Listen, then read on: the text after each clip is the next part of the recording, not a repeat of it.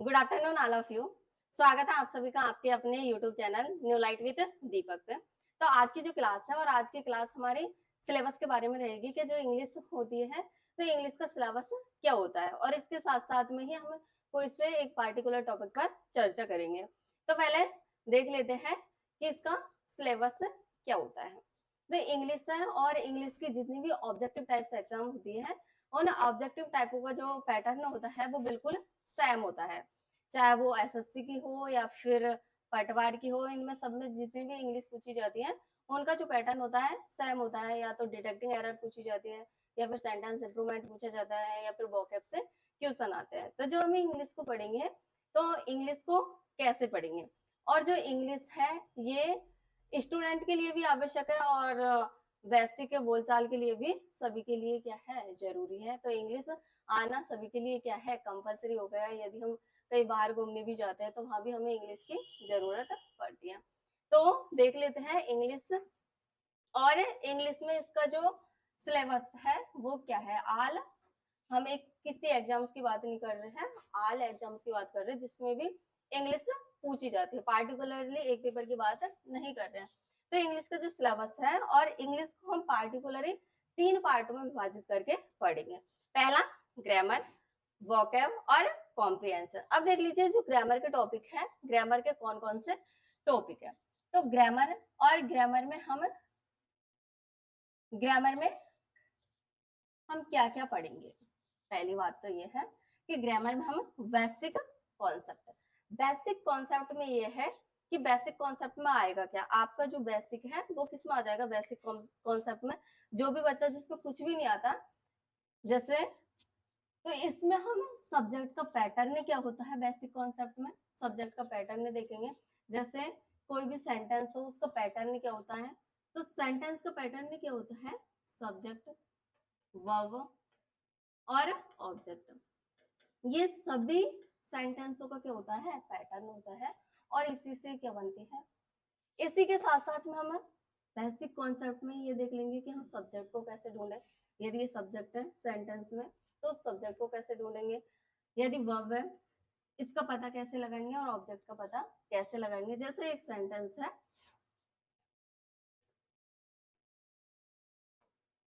I have a book, ये क्या है, सेंटेंस है। इसमें देखिए आई क्या है, तो आप कहोगे कि ये क्या है, सब्जेक्ट है। हैव क्या है, तो हैव क्या है, वर्ब है।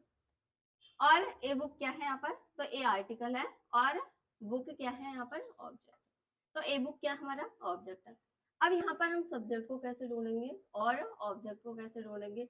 और वर्ब, वर्ब तो क्या होती है, जो स्टेट अवस्था और एक्शन को दर्शा वो क्या होती है, वर्ब होती है। जिससे हमें एक्शन और स्टेट का पता चले वही क्या हो जाती है, वर्ब। तो यहाँ पर देखिए देखिए हैव ये हेल्पिंग वर्ब भी होती है और इसके साथ साथ में ये मेन वर्ब भी होती है। यदि इसके साथ में हैव के साथ में यदि वर्ब की थर्ड फॉर्म आती है तो वहां पर ये हेल्पिंग वर्ब उसका काम ही करती है, हेल्पिंग वर्ब का। लेकिन यहाँ पर ये किसका कार्य कर रही है, यहाँ पर ये मेन वर्ब का कार्य कर रही है। अब देखिए यहाँ पर सब्जेक्ट, और सब्जेक्ट का पता हम कैसे लगाएंगे कि सेंटेंस में सब्जेक्ट क्या है। तो यदि हम बात करें उससे हम क्या ढूंढ सकते हैं, सब्जेक्ट। और आदि ऑब्जेक्ट का पता कैसे लगाएंगे हम, सेंटेंस में ऑब्जेक्ट है या फिर नहीं है, सेंटेंस में किस किस का होना कंपलसरी होता है। तो एक सेंटेंस है, एक सेंटेंस में हम ये नहीं कह सकते कि सब्जेक्ट, वर्ब और ऑब्जेक्ट तीनों को होना कंपलसरी है। लेकिन एक सेंटेंस में सब्जेक्ट और वर्ब का होना क्या होता है, कंपलसरी होता है। ऑब्जेक्ट ना आए तब भी चलेगा क्योंकि कुछ वर्ब ऐसी होती है जो अपने साथ में क्या नहीं लेती, ऑब्जेक्ट नहीं लेती है। जैसे आई फ्लाई। यहाँ पर देखिए ये सेंटेंस में हमारा क्या है, कंप्लीट है, कंप्लीटली राइट सेंटेंस है। आई फ्लाई और ये एक कंप्लीट मीनिंग दे रहा है। तो आई फ्लाई ये क्या है, यहाँ पर सब्जेक्ट है और ये क्या है, फ्लाई वर्ब है। फ्लाई क्या है, वर्ब। अब देख लीजिए इसमें ऑब्जेक्ट तो नहीं है तो हम ये कह सकते हैं कि एक सेंटेंस में सब्जेक्ट और वर्ब का आना क्या होता है, कंपलसरी होता है। वर्ब के बिना कोई भी सेंटेंस कंप्लीट नहीं होता है। तबकि यदि ऑब्जेक्ट नहीं है तभी हमारा सेंटेंस क्या है, कंप्लीट है, जैसे कि आप देख सकते हो। अब हमें बात करनी है ऑब्जेक्ट ढूंढने की। तो ऑब्जेक्ट का पता हम कैसे लगाएंगे कि सेंटेंस में ऑब्जेक्ट है या फिर नहीं है। अब देखिए यहाँ पर आई हैव ए बुक, मेरे पास एक पुस्तक है। मेरे पास क्या है? A book. तो हम क्या यानी किससे व्हाट, तो व्हाट का जवाब। और इसके साथ साथ में जैसे एक सेंटेंस और देख लेते हैं हम। आई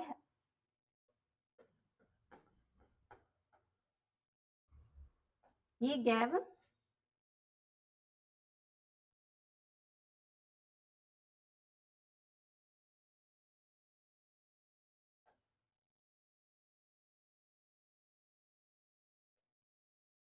जैसे ही gave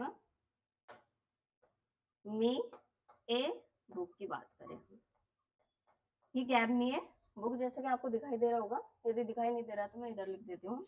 he gave me a book. अब यहाँ पर देखिए, अब यहाँ पर देखिए उसने मुझे दिया, ही गैव मी ए बुक।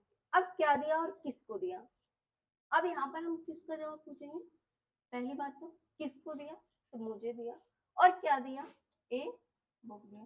तो ए बुक और मी, ये दोनों क्या है हमारे यहाँ पर ऑब्जेक्ट। किससे पता लगाया हमने? whom, और ये किसका जवाब है? what। तो हम what और whom, तो यहाँ पर what का जवाब और whom का जवाब क्या होता है? ऑब्जेक्ट होता है।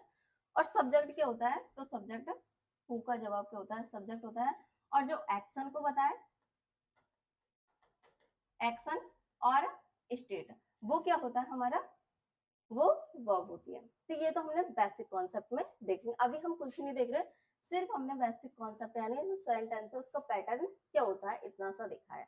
आगे देखिए, इसमें हम आगे देखेंगे सेंटेंस एंड टाइप्स, यानी सेंटेंस कितने प्रकार के होते हैं, इनके टाइप्स कौन कौन सी होती है, तो इसके बारे में हम चर्चा करेंगे। और टेंस, टेंस और टेंस से रिलेटेड जितने भी टॉपिक्स हैं हम उनकी चर्चा टेंस के साथ ही कर लेंगे, जिसमें भी हमें टेंस की, वैसे हर जगह हमें टेंस की आवश्यकता पड़ती है, लेकिन जैसे नरेशन है, वॉइस है, क्वेश्चन टैग है, इनमें हमें टेंस की सर्वाधिक आवश्यकता पड़ती है। क्योंकि जब हम एक्टिव से पैसिव में चेंज करते हैं और नरेशन में जब हम डायरेक्ट से इनडायरेक्ट में चेंज करते हैं तब हमें टेंस की आवश्यकता पड़ती है। और क्वेश्चन टैग में भी हमें सर्वाधिक किसकी आवश्यकता पड़ती है? टेंस वर्ब वगैरह के। तो यहाँ पर हम टेंस के साथ साथ में इसके रिलेटेड जितने भी टॉपिक्स हैं उनको कर लेंगे। आगे देखिए, नाउन, और नाउन से रिलेटेड टॉपिक है वो हम नाउन के साथ में कर लेंगे। जैसे नाउन है, आर्टिकल है, डिटरमिनर्स है और प्रीपोजिशन है, ये हम किसके साथ में कर लेंगे? तो ये हम नाउन के साथ में कर लेंगे। चलते हैं आगे। और आगे देखिए, वर्ब, वर्ब से रिलेटेड जो भी टॉपिक है वो हम, जैसे वर्ब है, सब्जेक्ट वर्ब, एग्रीमेंट है और सेंटेक्स। देखिए सब्जेक्ट वर्ब एग्रीमेंट सब्जेक्ट के अकॉर्डिंग वर्ब, जबकि हम बात करें सेंटेक्स, तो सेंटेक्स क्या है? सब्जेक्ट के अकॉर्डिंग ही वर्ब हो, सब्जेक्ट के अकॉर्डिंग ही नाउन हो और सब्जेक्ट के अकॉर्डिंग ही क्या हो? सब्जेक्ट का अकॉर्डिंग ही प्रोनाउन हो, उसे क्या कहते हैं? सेंटेक्स कहा जाता है। यहाँ पर देखिए पॉजिटिव वर्ब, ये भी वर्ब से रिलेटेड टॉपिक है, पॉजिटिव वर्ब है। पार्टिसिपल्स, पार्टिसिपल क्या होता है? देखिए वर्ब की जो थर्ड फॉर्म होती है वो होता है पार्टिसिपल, वर्ब की थर्ड फॉर्म। जिरेंड, तो जिरेंड क्या होता है? इन सब के बारे में हम बाद में विस्तार से चर्चा करेंगे जब एक एक टॉपिक पढ़ेंगे। जिरेंड क्या होता है? तो जिरेंड वर्ब फर्स्ट प्लस क्या होता है? आईएनजी होता है।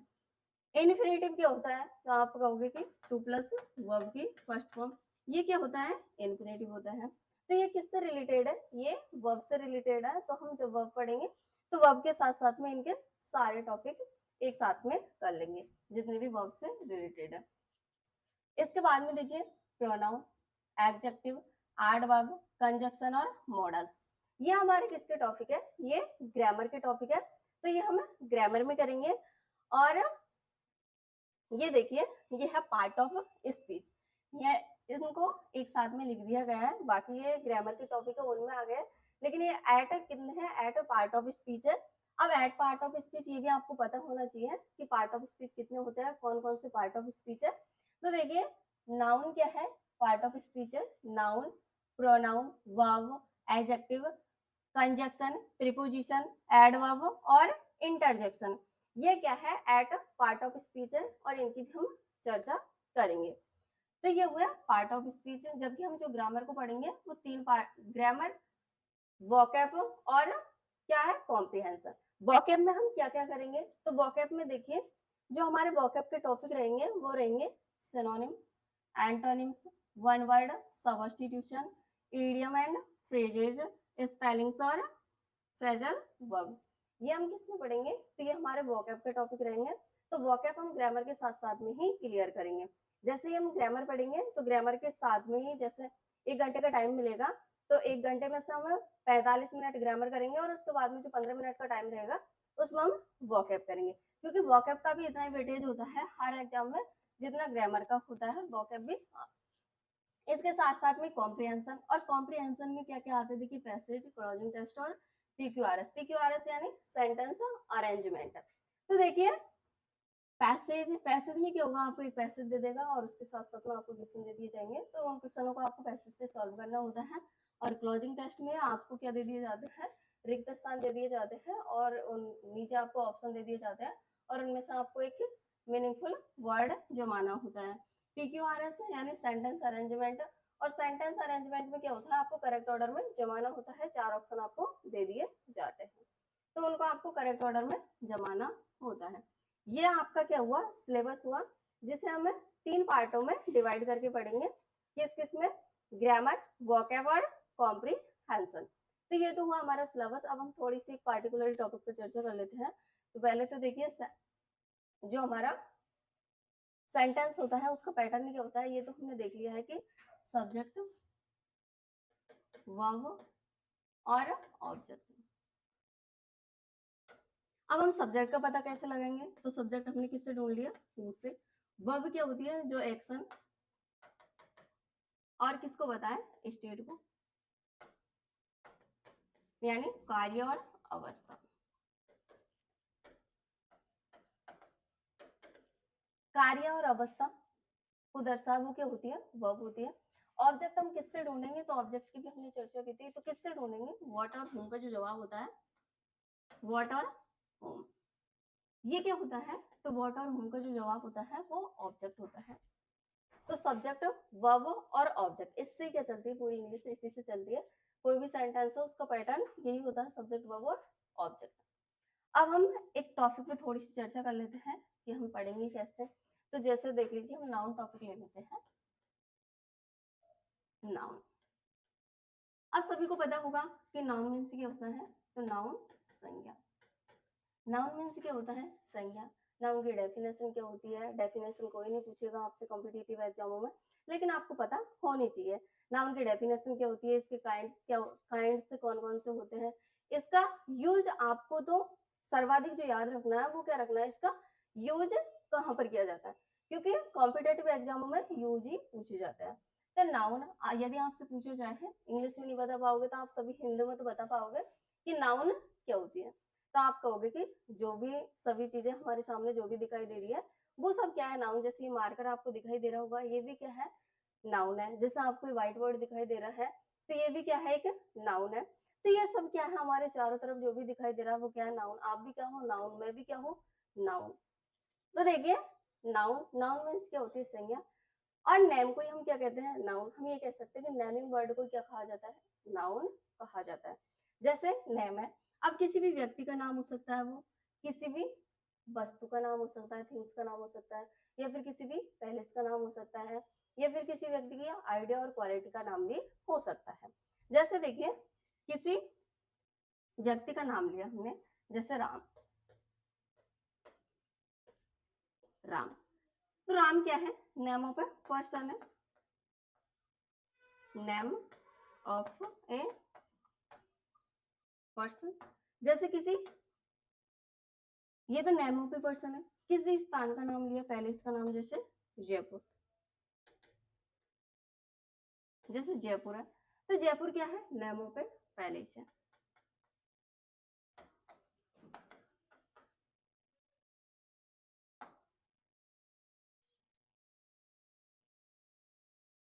Name of A palace.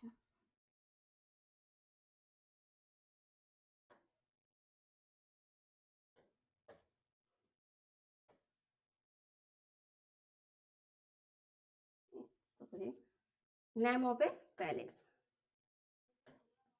जैसे हमने किसी थिंग्स का नाम लिया, जैसे मार्कर, तो मार्कर भी क्या है, एक नेम ऑफ ए थिंग्स है। तो ये क्या है, नाउन है। ये सभी क्या है, नाउन है। तो नाउन की डेफिनेशन क्या हो जाएगी, नेम को ही हम क्या कहते हैं, नाउन कहते हैं। वो किसी व्यक्ति का नाम हो सकता है, किसी वस्तु का नाम हो सकता है, और किसी भी थिंग्स का नाम हो सकता है। जैसे देखिए definition of noun, noun, noun is a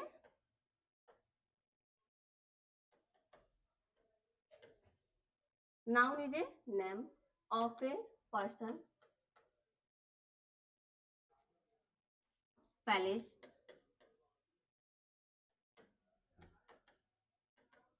thing and idea and quality.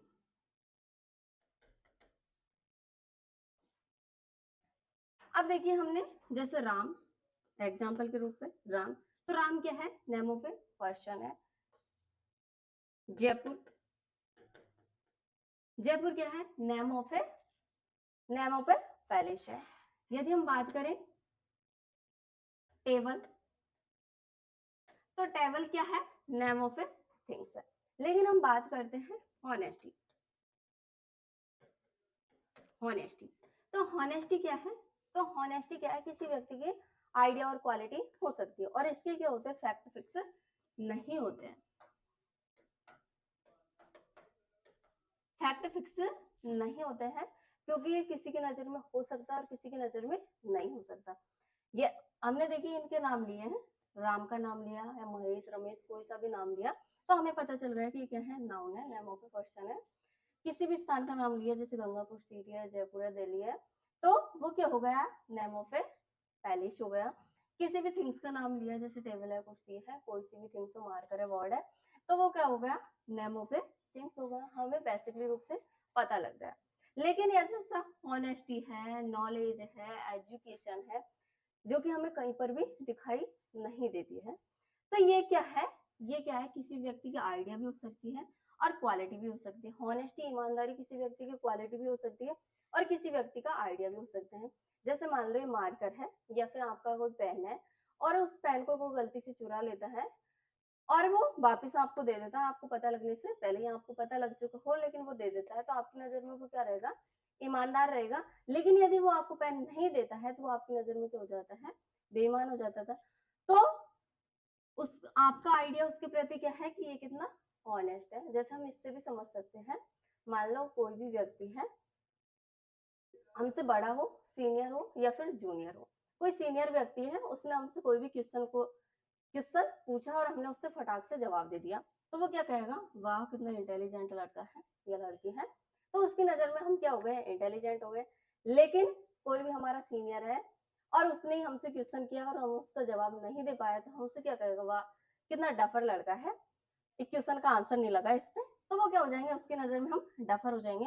तो इसके फैक्ट फिक्स नहीं होते, और ये किसी भी व्यक्ति का आइडिया और क्वालिटी हो सकती है। जैसा आपकी भी कोई क्वालिटी होगी, मेरी भी कोई क्वालिटी होगी, तो सभी में क्या होती है, कोई ना कोई क्वालिटी होती है। और किसी का भी आइडिया, किसी की नजर में आप ईमानदार होंगे, किसी के में बेईमान होंगे, किसी में आप अच्छे होंगे और किसी के में बुरे होंगे। तो आज की क्लास हम यहीं पर खत्म करते हैं। तो आप सभी के कमेंट का इंतजार रहेगा। तो आप सभी को क्लास कैसी लगी, एक बार कमेंट करके जरूर बताएं। Thank you so much.